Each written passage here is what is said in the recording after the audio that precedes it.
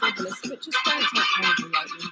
Carnival persists around the world as a model for society to reimagine its reality year on year, and it's paralysed among the familiar. It takes place in the very sense of spiritual habit and creates a parallel world in our everyday public spaces. Carnivalist philosopher Mikhail Bakhtin says, Carnival's the world standing on its head. So if the world is now turned upside down, could Carnival become a radical solution to reimagine our public realm? Now, I'm Rosanna Vitiello and I'm an urban researcher. I focus on the cultural significance of public space. And I was in Rio in February to learn about Carnival before COVID happened and experience how this act of creativity transforms mundane city streets into places that are collectively celebrated. Now, I think that that's just what our public spaces need right now. So in raising the value and awareness of the public realm, I propose that the tools of Carnival could be used as a design methodology to help us not only reimagine, but prototype our public spaces and our cities of the future. So before we get into the pragmatic, let's look at a little bit of the philosophy of Carnival. You know, Carnival is a universal celebration. It takes to the streets as Mardi Gras in New Orleans, as Mass in the Caribbean, as Carnival in Brazil, as Notting Hill Carnival, Fasching in Germany, or Mardi Gras in Australia. Carnival is really about subversion and engagement. And that level of engagement draws people. If you look at the figures behind it, Rio Carnival draws $1 billion a year in revenue. Notting Hill has a return on investment for one on 9. So if you're thinking from a developer mindset, Carnival's good business, as well as great engagement. But most importantly, what every Carnival has in common is a spirit of counterculture. It's described as an act of creative defiance, an act of protest, but with a positive outcome. And so in Brazil, as an example, for those that are marginalized or downtrodden, or don't get to have their voices heard, it really shifts power dynamics. So you might see, for instance, a favela dweller becoming a samba queen. But the point is that those protests and those fantastic futures are lived out in public for all to see. Now, right now, I think we need more voices in designing our public spaces. And Carnival takes that act of protest and turns it to celebrations, but it does it in a positive way. And the most important aspect of it is that you should feel it. It's visceral. Carnival helps us not only to reimagine new ways of being in the city, but to actively feel them out too. So if we think about a classic, community engagement exhibition, this goes way beyond like pale renders where we can barely make out our future. It helps us to experience how a space can be transformed. And I think if we ran our community engagement with a Carnival flavor, we'd probably get a hell of a lot more public involved. So let's look at some of the other aspects of it, the practical aspects. Let's go behind the scenes. In encouraging a kind of more equitable, more imaginative, more collaborative and collective design process that totally overturns traditional models of planning, we can learn from Carnival's constructs. So like good places, Carnival is made in layers and it draws together so much collective expertise. We're going to break down the process in a minute and go behind the scenes. But first, to give you some sense of this, in Rio as an example, this is a city of samba. To give each samba school, and there are 14 of them, represents a different part of the city. Now imagine that in London, that each part of the city has its own way of dreaming up its future and building that. We have some equivalents here, like the Carnival Arts Centre in Luton, but I think we could go further. So let's break down this layer, these layers of Carnival. The first is provocation, narrative. The second are the props. Those are the physical structures. The third are the people, the residents, the dancers, in essence, the participants. And the fourth is the pace, which is movement, music, and rhythm. And if we look at them one by one, we can start to make parallels to design and planning. First, the provocation. This is a provocative image, and Carnival always starts with a provocative narrative. I think an important aspect of this is, what's the story, what's happening now that we're not happy with, and what's the story we want to tell about the future of our place and community. Now, Carnival reveals real urban stories that go otherwise unheard. This is União da Ilha.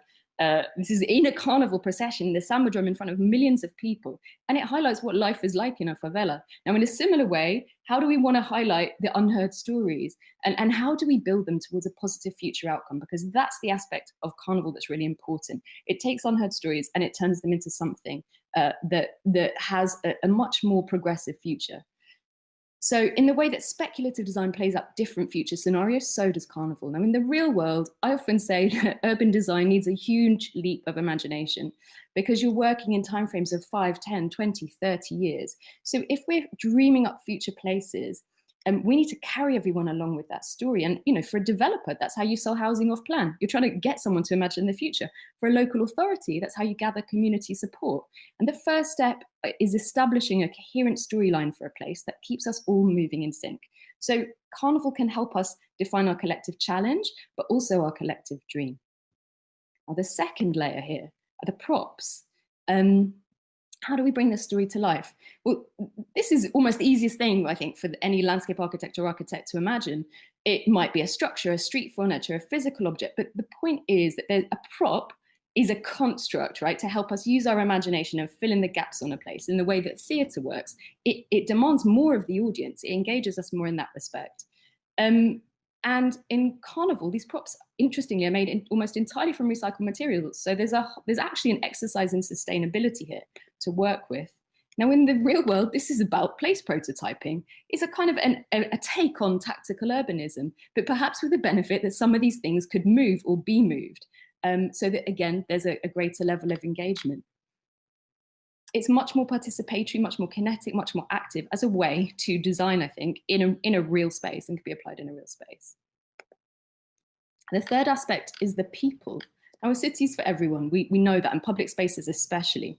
And designers are starting to realize how we really need to learn to empathize with others and put ourselves in other people's shoes. Now, Carnival embraces the act of role play, right? As we were saying, it subverts hierarchies. This kid at the front is leading the band.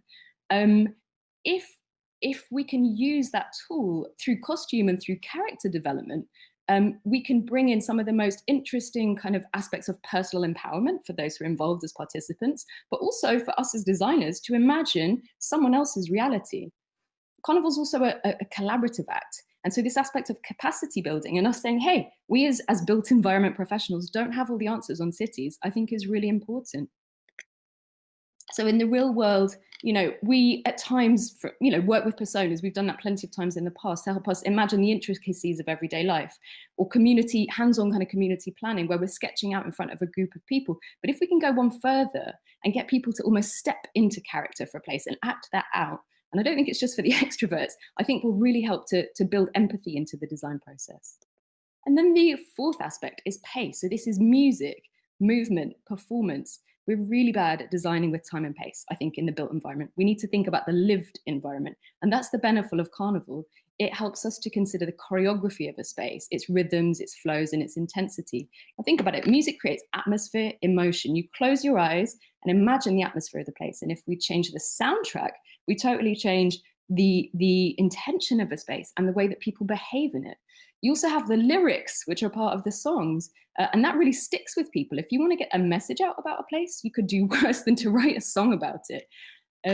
We then have, of course, the procession, the aspect of movement. Now, procession, think about it, is literally moving in unison together towards a future. And I think this is a really interesting aspect also in almost immediate placemaking. If you have a group of people walking together versus a group of people in a circle, you don't need any structure. You've literally, defined a place almost immediately. It's the most rapid form of prototyping you can really have. So in the real world, well, I think sound is really underrated as a design tool for places. I know I've used it in the past to help people imagine either what has disappeared or what might appear in a place. And so think of music instead of potentially place branding. Spend the money you're going to put into your marketing campaigns on commissioning a song, and you'll probably make your money back. Think of it also as a way to draw an engagement. Sound carries. So it's almost more powerful than a hoarding or a kind of a board that invites people in to become part of a community planning weekend. So, during this time of COVID, if we bring together we bring together these layers. I think the reality is right now we can only meet as 6 people. So you can't have a 6-person carnival. But what we can do is we can test out each of these elements, and we can use each of them, sound or movement or character or narrative, as design tools for public space to be able then to bring them together once we're able to congregate once again. And I think an important factor is to say, well, why us? Like, why should we be involved in it? And I want to highlight, this is a radical idea, but it's not a crazy idea. There is precedent. I run Design Like a Storyteller workshops for urban designers that gets them to think in character. Ash Sakala have been talking about Carnival as a regeneration tool for some time. And I've been talking to some of my colleagues like Stephanie Edwards at Urban Symbiotics about how Carnival could be work as an engagement tool. I also think there's a reason that now it's an important factor. This was in Southampton, interestingly, a celebration of people dancing together 2 meters apart. Like, we need people to gather in a safe way, and that safe way is outside, as we've highlighted. So if planners are starting to loosen up their permits in terms of what can happen for cycling or for, you know, moving around the city in different ways, why not safe forms of carnival? And finally, why here? Well, like, the UK is a multicultural nation, and I think carnival is a blend of so many different influences mixing together. It can help us bring new voices into the mix, people who are great at engaging people in the city, which isn't always built environment professionals. So learn from others, as Will was saying, let's move out of those silos. If public space is about celebrating the everyday, then I think we can learn from carnival to make much more fun, celebratory places. And I'll leave you.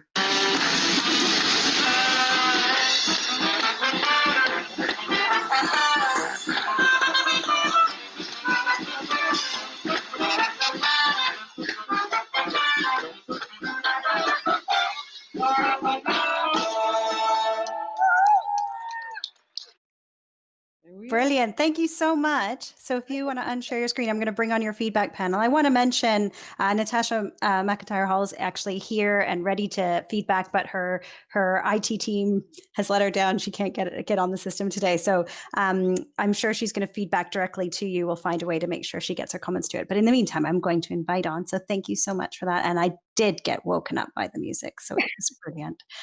So I'm going to invite back Adam. And I'm going to invite, hopefully he will appear as if by magic. And I'm going to bring back Will. There we go. And Jonny.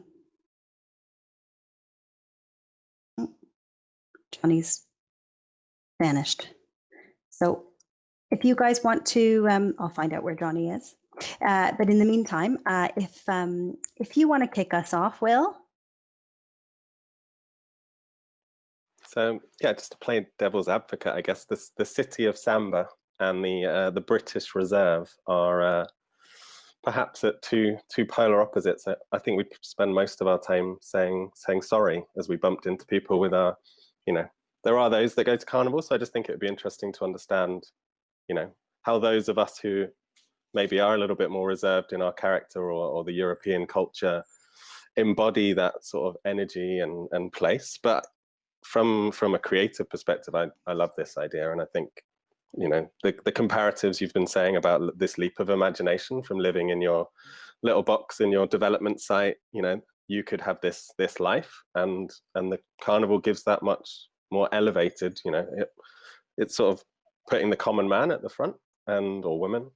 And sort of really bringing out those unheard stories. And I think that's something that even the best kind of engagement people still don't do, because there's still that lack of, you know, why me? Why do I need to do it? I've got to go to my job. I've got to do this. I've got to feed the family. I'm not going to come and talk about you doing a nice park around the corner. So I think this almost puts it front and center, and you can't really escape Carnival, except unless you're going to go to the Cotswolds, like most of the people in Notting Hill.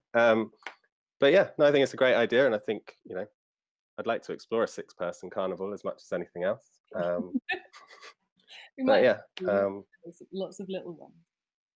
But yeah, thank you. See what everyone else says. Brilliant. Jonny, do you want to come in on this one? Yes. Thank you. That was just really, really such a rich presentation and so thought-provoking. It sort of got me thinking about whether we have a tradition of Carnival, or the degree to which we have one. And I think that it does tap into something quite interesting that we're seeing at the moment, with where we're sort of temporarily looking at our streets in a different way.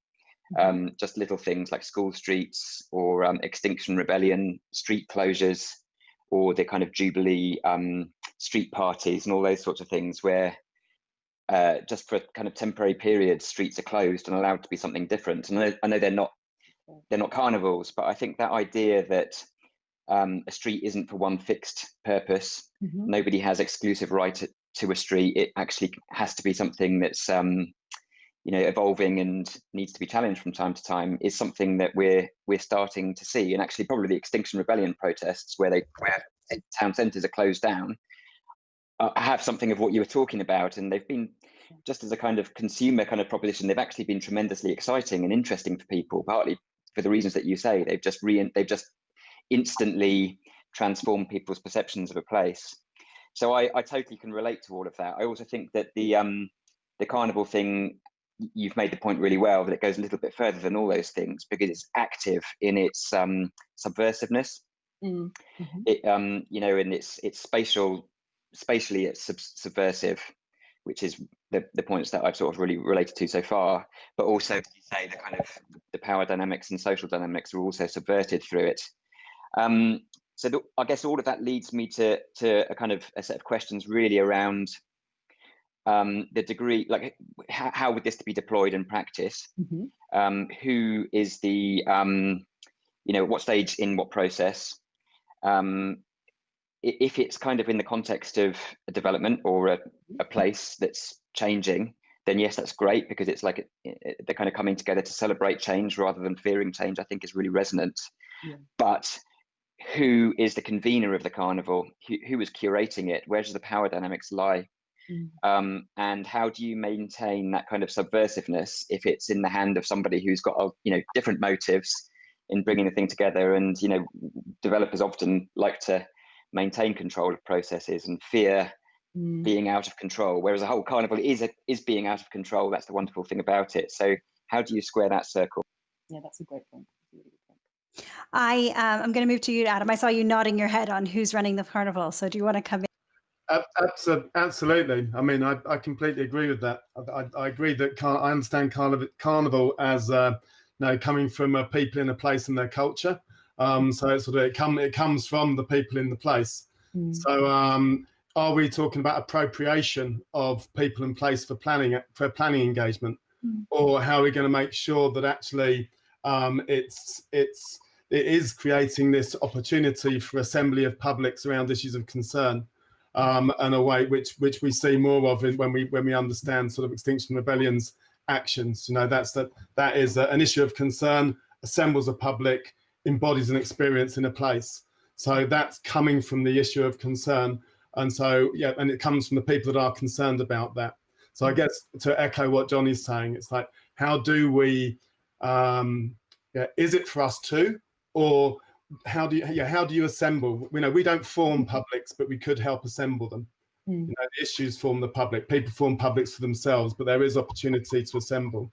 Having said that, though, I love the way you break down the sort of methodologies of carnival, if you like, or the elements of carnival, and I absolutely see the potential for that. And you know, if we can't dance, we won't go to the revolution. So now, if the revolution is a revolution in planning process and participatory planning process, then, you know, to be able to dance the revolution, I think is a great idea.